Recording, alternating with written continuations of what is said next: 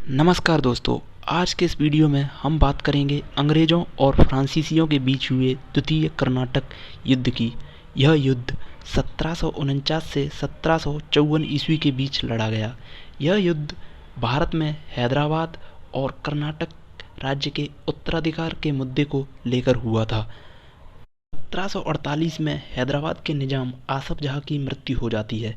उसके बाद नासिर जंग और मुजफ्फर जंग के बीच उत्तराधिकार की लड़ाई शुरू हो जाती है। उधर कर्नाटक में वहाँ के नवाब अनवरुद्दीन के खिलाफ उसका बहनोई चंदा साहिब विद्रोह कर देता है। तो जो फ्रांसीसी गवर्नर डुप्ले था उसने हैदराबाद में मुजफ्फर जंग और कर्नाटक में चंदा साहिब को समर्थन दिया। तो इस कारण जो अंग्रेज़ थे वह हैदराबाद में नासिर जंग और कर्नाटक में अनवरुद्दीन की तरफ चले गए। 1749 ईस्वी में मुजफ्फर जंग, चंदा साहिब और डुप्ले के नेतृत्व में फ्रांसीसी सेना अंबुर में कर्नाटक के शासक अनवरुद्दीन को पराजित कर देते हैं और उसकी हत्या कर देते हैं। इस तरह कर्नाटक की गद्दी चंदा साहिब को प्राप्त होती है। लेकिन जो अनवरुद्दीन का लड़का होता है वो भागकर त्रिचनापल्ली में चला जाता है, जहाँ वह अंग्रेज़ों की शरण में रहता है।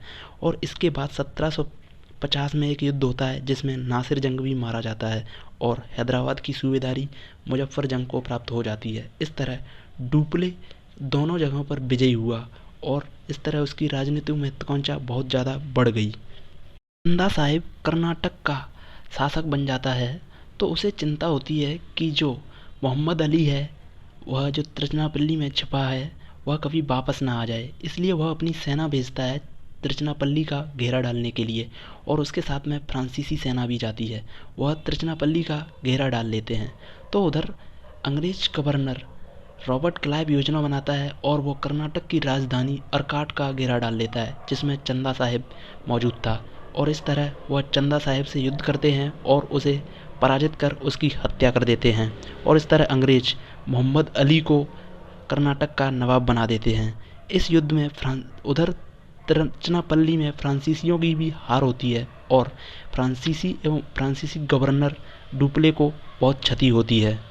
इस कारण फ्रांसीसी सरकार डुप्ले को वापस बुला लेती है और 1754 में एक दूसरे गवर्नर गोडेहू को भारत भेजती है। गोडेहू एक अच्छा राजनीतिज्ञ नहीं था और उसने भारत में आते ही अंग्रेज़ों से समझौते शुरू कर दिए। 1754 में पांडिचेरी की संधि होती है और यह युद्ध समाप्त हो जाता है। इस युद्ध का जो परिणाम है वो अंग्रेज़ों के पक्ष में रहता है। इस युद्ध के बाद अंग्रेज़ों की स्थिति मजबूत हो जाती है और फ्रांसीसी शक्ति कमज़ोर हो जाती है। धन्यवाद। उम्मीद करता हूँ वीडियो इन्फॉर्मेटिव लगी होगी।